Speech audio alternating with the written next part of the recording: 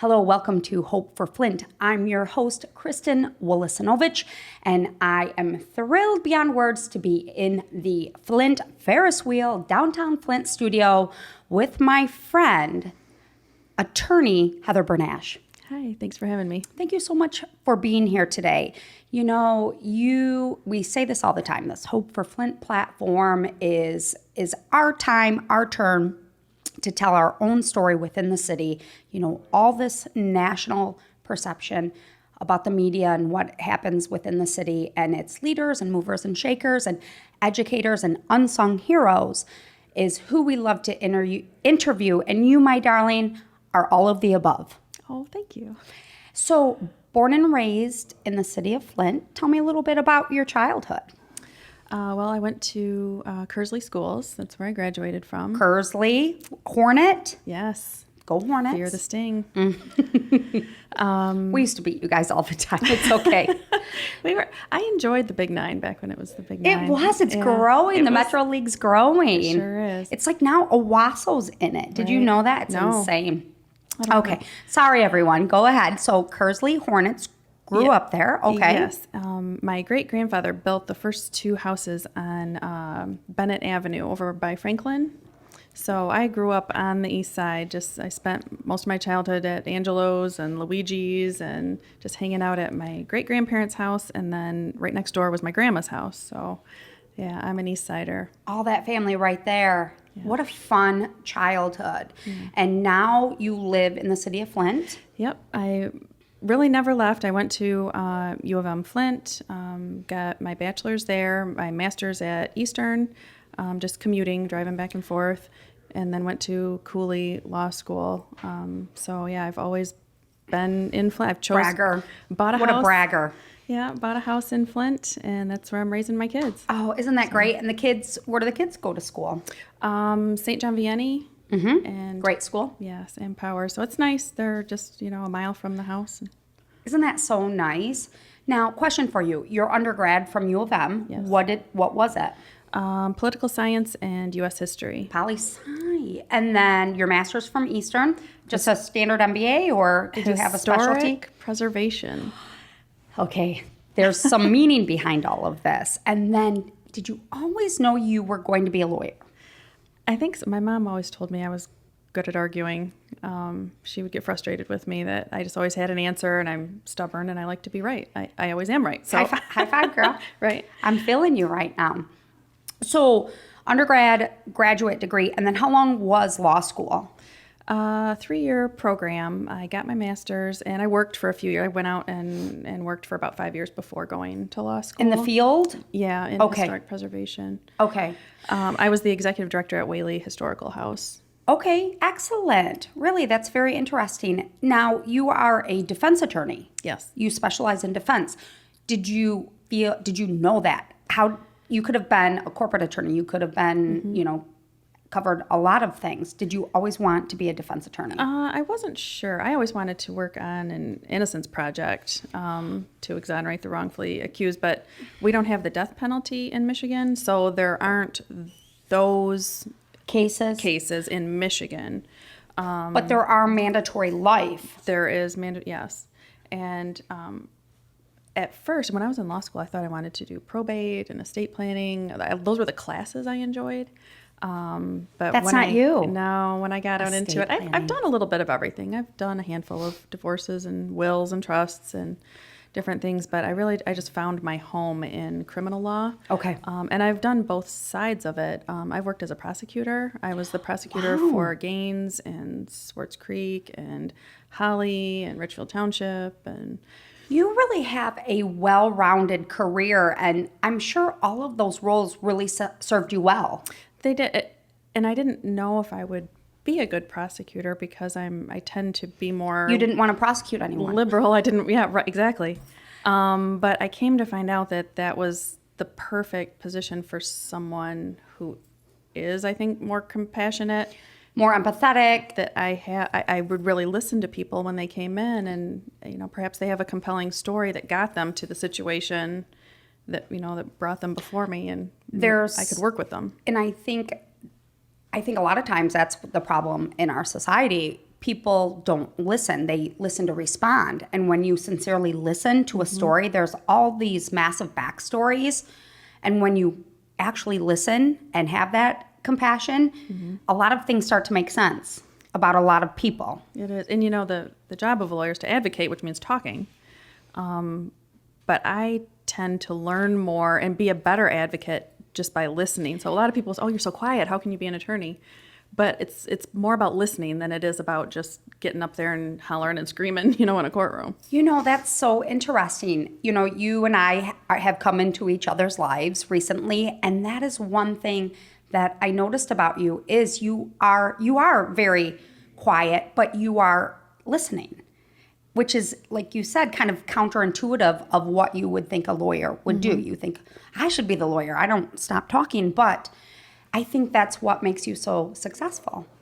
Do you think that? I think so too. Being able to read, preparing my client in advance. So I do a lot of talking, not in the courtroom, just preparing my client for what to expect and what to say and what not to say and how to be prepared. And then being able to read people like the judge, like knowing when you've said enough and you're just going to press your luck if you keep on going. That's exactly right. Sometimes it's better to just keep your mouth shut.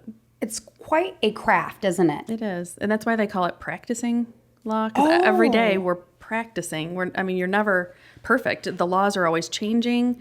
The judges are always changing. That's what I was going to say. The judges are always different. The laws are changing. You deal with so many different types of cases and individuals. You have to have that adaptability. The fact pattern could be different. You have two clients, both with drunk drivings, and they could get very different outcomes based on a variety of factors. Okay. That's very fascinating.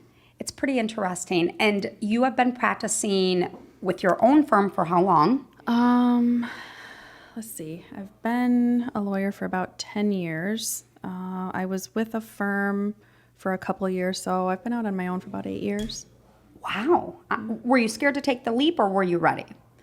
I was ready. Yes. It was time. Yes. It's fun being my own boss. If I want to work at 2 a.m. on a Saturday night, I can. If I want to wear jeans on a Tuesday, I can. If I want to take a case, I can. If I don't want to take a case, I don't have to. Right. There's all that autonomy, which is it's a very liberating, and it's a great way to live. Yeah. And especially when you're balancing family and raising those kids. It's nice to be flexible. For the most part, it's a mobile office. I have my laptop and my cell phone, and I can meet a client anywhere. I do have an office in the Mott Foundation building, but lawyers are always on the go. And I know you travel all over, because you and I will have a conversation and you'll say I have to be in Saginaw or I have to be here, but a lot of your cases are local in Genesee County. And one thing you and I have had conversation about is how progressive Genesee County's legal system is in dissecting certain courts. Yes. Tell me a little bit about that. So the drug court, for example, things of that nature. I'm on the advisory board for the specialty courts for Genesee County. We meet about quarterly and just discuss funding opportunities for the specialty courts, because that's really the biggest impediment to these specialty courts. They're so needed, and they're very successful. The numbers that are coming back, the recidivism rates for people that have been through a specialty court versus just the traditional, court standard system and just being punished in regular probation. It's so far improved. If you go through the specialty courts, they're less likely to come back and reoffend. And how important are these specialty courts? And I'll tell you why. I did an article for our magazine a couple editions back, and one thing, I did it with a big name lawyer, and one thing he talked about was back in the 80s, politicians, and this is in your realm too, because you're political and you're very passionate about politics, is back in the 80s when people ran for office, probably more the Reagan era, and with Nancy Reagan's, Just Say No and the drug campaign, the platform for many running for whatever office was, I'm going to be tough on crime. Yeah. So what happened was they became very tough, too tough. And so then they had to start building more jails, more prisons. Right. A lot of dollars started going into the prison and jail systems. And he tells me, this person, and it was a very fascinating interview, is where the shift came was when the bubble hit around 2005 to 2008 with the automotive and the housing bubble that we all went through. And when the state sat down and had to kind of look at funding for really hyper-focused on where line item by line item where federal dollars were going, they were pulling from education because all their money was going into the prison system. Right.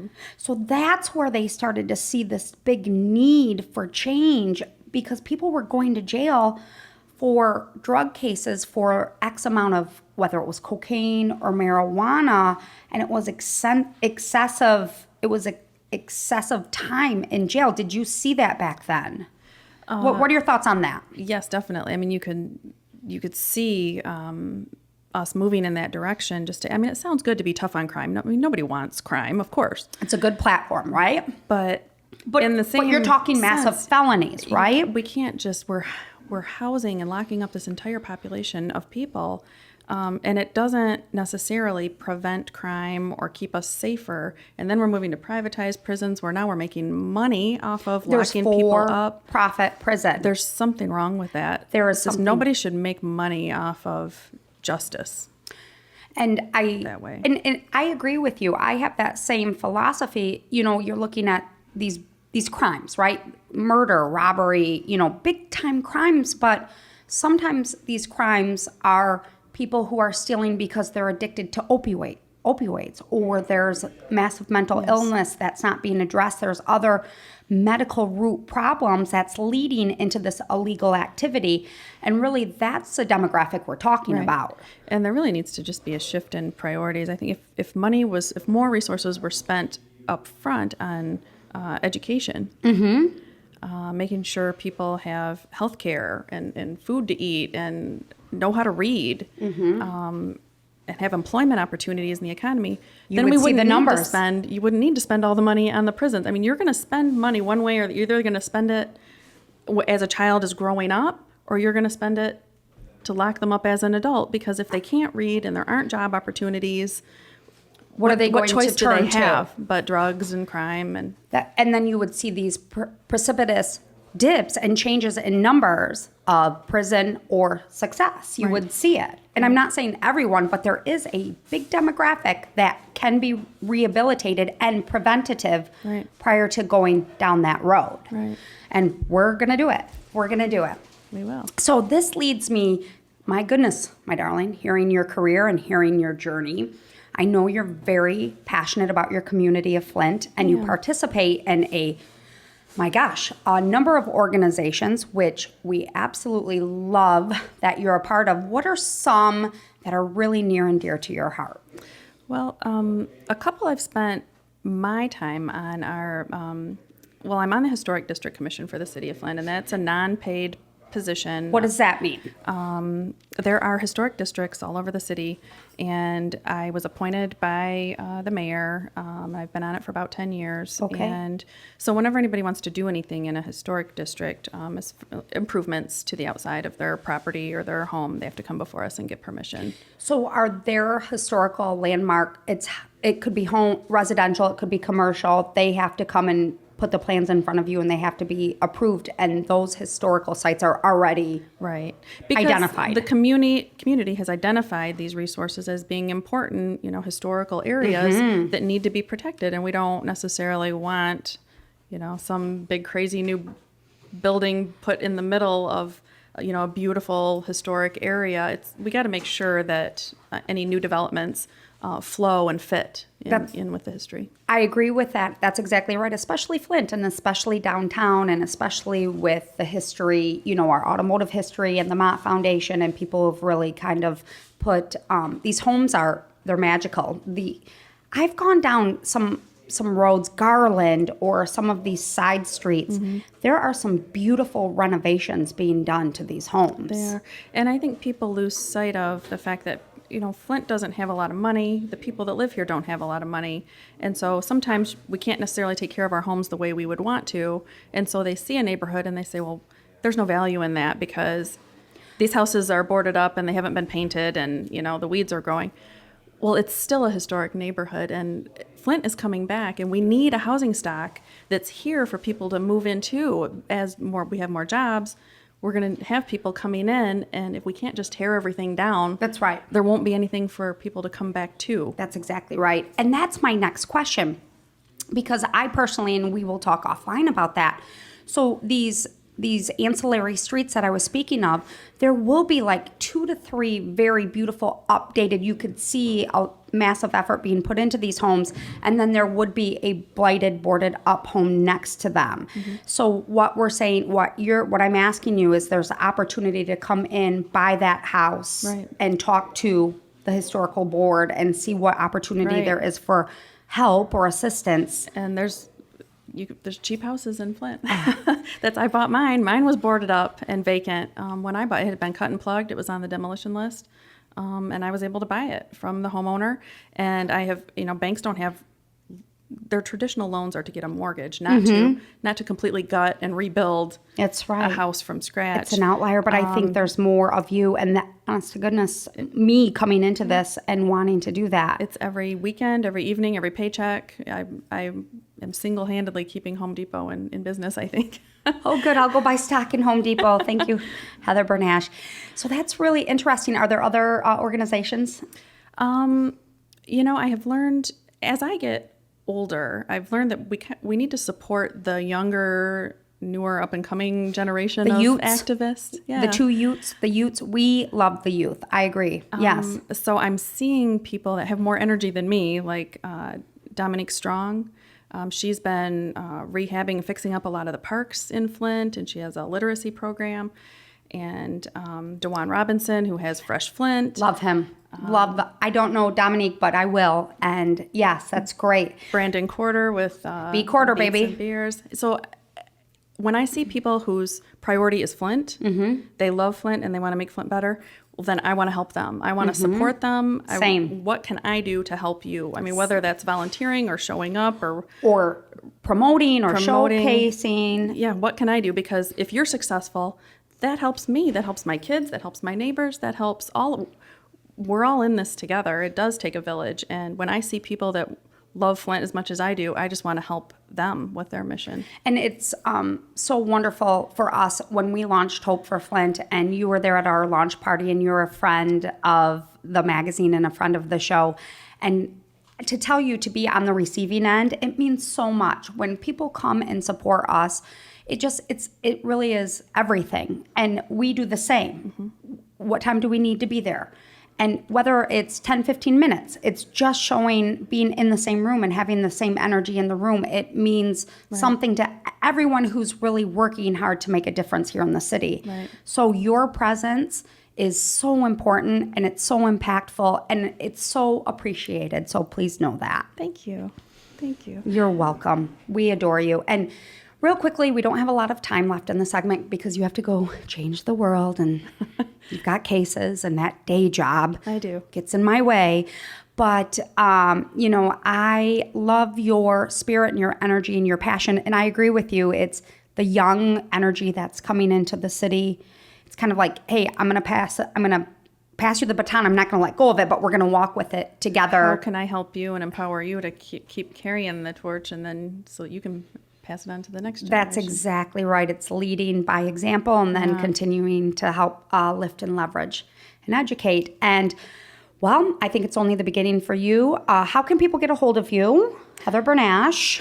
Well, my law office has a Facebook page. I have a website. It's Law Offices of Heather V. Bernash, PLLC. My phone number is 810-545-8611. We're going to say that one more time, 810. 545-8611. And look for Heather Bernash all over the city. She's out there. I see you.